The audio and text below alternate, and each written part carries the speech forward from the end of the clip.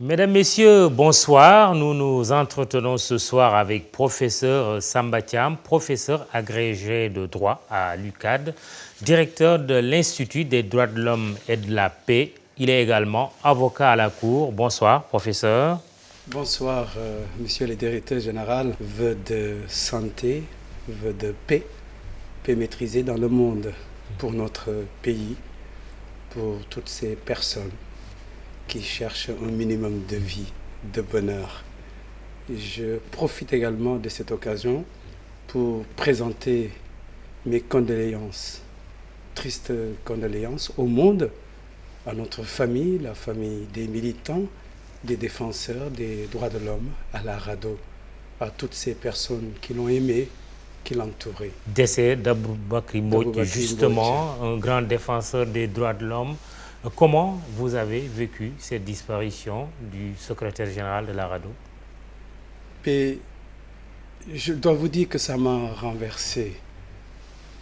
Quand j'ai appris la mort, quelqu'un me l'a dit, elle avait vu à travers l'Internet, ça m'avait renversé.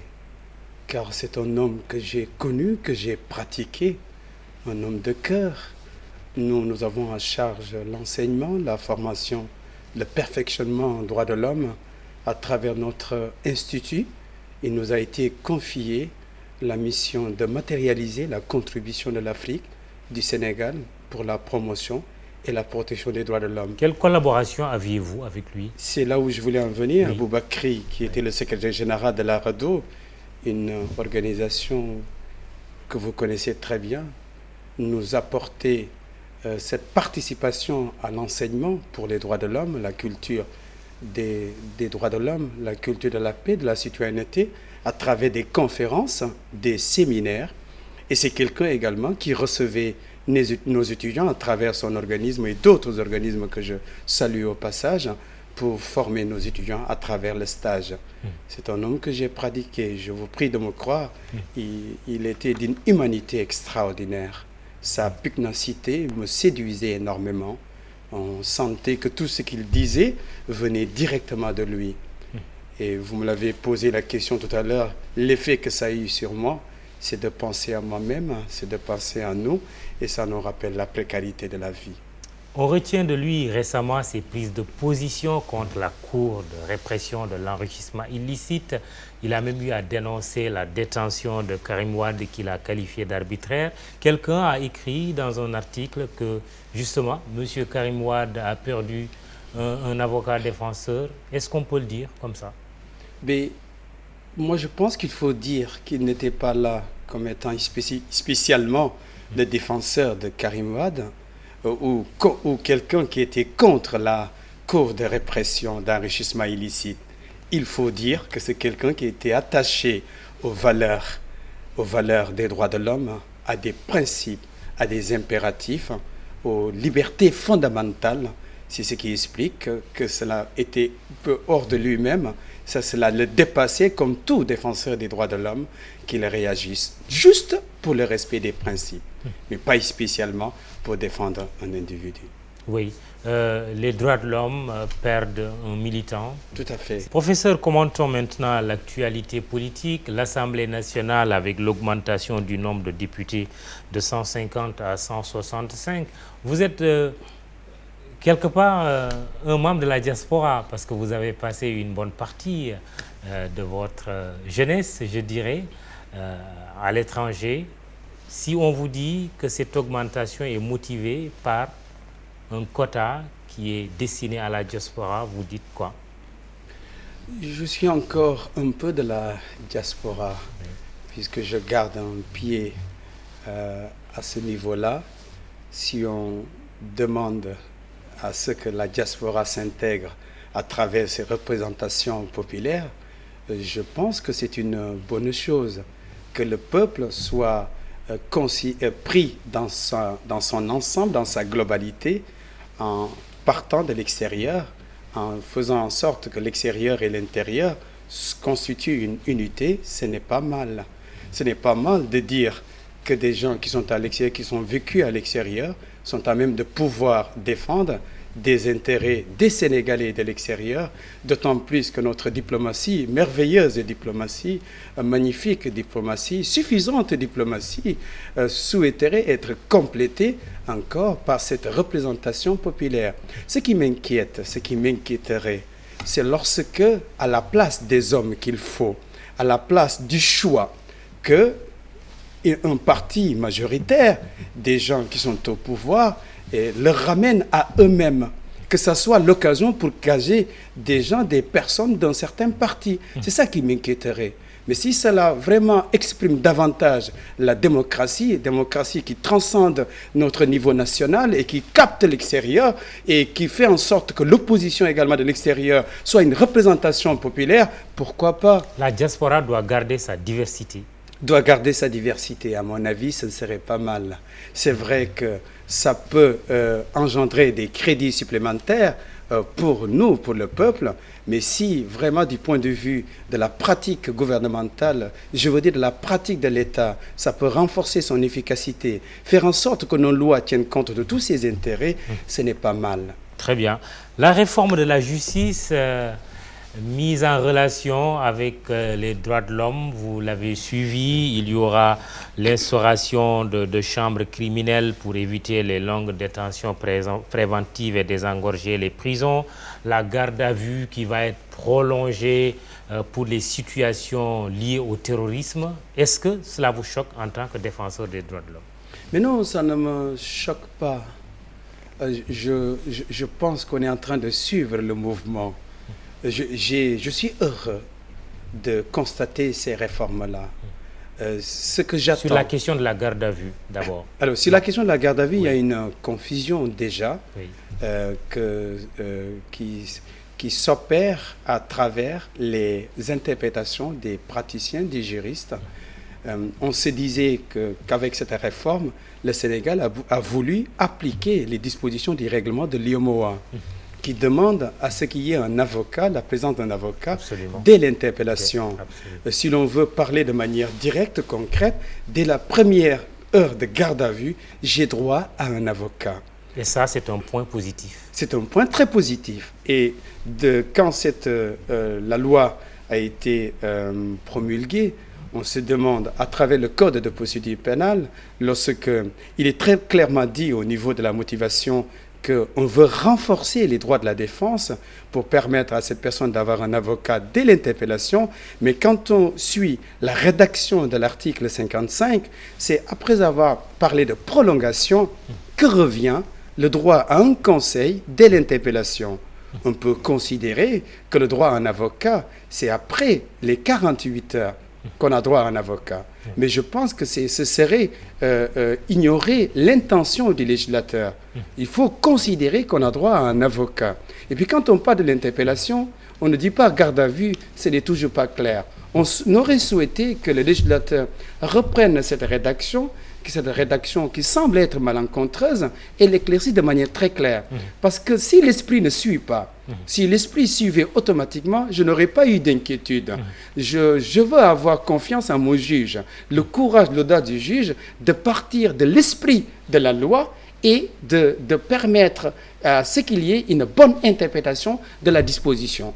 Alors moi, ce que je veux, c'est qu'on considère que pour ces législateurs, désormais, dès l'interpellation, je ne comprends pas l'interpellation, donc dès qu'on me parle, dès que je suis sommé, j'ai droit à un avocat. Oui, et l'exception à la règle par rapport à la garde à vue, qui peut aller jusqu'à 12 jours si c'est des faits liés au terrorisme. Ce qui est tout à fait normal. Le terrorisme est extrêmement grave. Vous connaissez les conséquences que cela conduit à une situation très malheureuse à chaque fois qu'il y a eu un acte concret lié au terrorisme. Alors quand on vous soupçonne, quand on peut vous reprocher des actes de terrorisme, moi je pense que puisque dès le début il faut mener une enquête, c'est tout à fait normal que les délais soient renforcés, soient doublés pour permettre à ce qu'il y ait une enquête très sérieuse qui pourrait conduire à l'identification des auteurs. Ça aussi, ça ne choque pas. Au contraire, il faut magnifier cela, saluer cela, remercier ceux qui ont eu à légiférer dans ce sens. Les chambres criminelles qui vont permettre à la justice d'aller plus vite sur les détentions préventives qui prennent parfois beaucoup de temps. C'est l'aboutissement d'une évolution, d'une progression. Là aussi, nous revenons sur la mouvance au profit des droits de l'homme, du respect de la personne humaine. Nous avions des cours d'assises. Nous les avons changées par des chambres criminelles. Les chambres criminelles ont été mises en place. Les sessions également s'inscrivaient dans un temps assez gênant. Maintenant qu'on dit que c'est de façon permanente, c'est l'aboutissement, c'est le perfectionnement, c'est une bonne chose. Vous savez, détenir quelqu'un, alors que ce quelqu'un est présumé innocent, c'est quelque chose de très gênant. Oui. Ça ne doit pas être si l'on veut respecter la personne humaine. Il faut que je sache quel est mon sort. Quand on met en place ces chambres criminelles, qu'on donne à ces chambres criminelles les moyens de fonctionner, pourquoi pas? Et moi, je pense qu'à travers ces réformes, ce qu'il faut, en m'adressant à ceux qui gouvernent maintenant, c'est de mettre des moyens, c'est de donner des crédits. Il faut créer les conditions pour qu'une bonne justice se déroule. Et sur les prisons, le projet de fermeture de Rebeuss, cela prend du temps, non? Mais bien sûr, oui. Nous avons raté un moment de l'évolution de notre société. Si dès le début, on avait cette politique, vraie politique concrète, de construire des maisons d'arrêt, des maisons de correction, on n'aurait pas eu cette situation également très lamentable. Le Sénégal doit être condamné pour avoir regroupé des gens, les avoir mis dans des endroits très inhumains. On a pris conscience. J'ajoute d'ailleurs que parmi cette belle réforme, on permet à un juge qui déclare quelqu'un coupable et qui s'apprête à lui infliger une peine d'emprisonnement de 6 mois, de pouvoir au moins remplacer cela par un travail d'intérêt général. C'est parfait. On a tenu compte de l'encombrement de cette situation désastreuse, de cette situation qui transgresse la personne humaine. Alors on va dans le bon sens. Ce qu'il faut, ce qui reste. Les magistrats sont des êtres humains. Il faut leur donner des moyens. Il faut des crédits. Il faut prioriser un certain nombre de secteurs, la justice, la santé et autres. Dernier sujet, la Gambie, volte-face de Yaya Jammeh, on en a beaucoup parlé. Aujourd'hui, l'enjeu, c'est 2 dates. Le 10, la Cour suprême doit se prononcer définitivement sur les résultats de la présidentielle gambienne. Mais aussi, le 19, Yaya Jammeh devrait normalement passer le témoin à Adama Barrow, puisqu'il l'avait félicité auparavant. Quelle réflexion vous inspire la situation politique en Gambie? Je la trouve très délicate. Au début, je me disais que Yaya Jammeh, son Excellence Yaya Jammeh, méritait d'être félicité parce qu'il avait reconnu les résultats. Il avait même félicité la personne qui avait gagné les élections. Mais subitement, il a changé de position. Alors, je voyais qu'il avait été inquiété. Je me disais que cela conduisait à ne pas reconnaître tout cet effort qu'il avait eu à accomplir. Il se sentait humilié. Il n'y avait personne qui soutenait quand même cet effort. Il avait même été quelque part menacé à travers un certain discours, même si c'est de façon indirecte. Bon, ce que je demande à son Excellence, Yaya Jammeh, dont on doit encore reconnaître, même s'il est arrivé au pouvoir de façon très désagréable, qu'il a eu à tenir ce pays pendant un certain nombre d'années. Il l'a arraché des mains d'autres personnes. C'est de demander à ce président, au nom tout simplement de la paix, au nom de la paix, au nom de la sécurité internationale, de bien vouloir reconnaître cette victoire et au nom encore de son peuple, parce qu'une toute petite dose de violence, c'est extrêmement grave. Oui, mais oui, il y a un débat de juristes disant, mais oui, il a reconnu sa défaite, il a félicité son adversaire, mais rien ne l'empêche de saisir la Cour suprême. Oui, il a saisi la Cour suprême, c'est vrai, juridiquement. Ouais. Et je ne connais pas très bien le système anglais. J'avoue que je ne veux pas dire des bêtises, puisque notre système ne fonctionne pas de la même manière. La preuve, on se demande, est-ce qu'il avait le droit de chercher d'autres personnes pour les nommer comme magistrats, alors que chez nous, nos magistrats, quand il s'agit de Cour suprême, sont nommés à travers nos fonctionnaires. Ouais. Alors, on se demande, je ne connais pas, je ne maîtrise pas très bien ce système, mais je crois que quand on est candidat, on a le droit. Mais ce que je trouve bizarre, pourquoi? À partir du moment où il a accepté, ce qui est encore magnifique, il faut le féliciter pour ça. Il a accepté à ce qu'il y ait des élections, Mais les élections, on n'a pas mis au préalable des mécanismes éventuels qui permettraient, parce que ça le droit, c'est ça la procédure, d'être mise en œuvre en cas de contestation et attendre de contester pour mettre en place, je trouve ça très bizarre.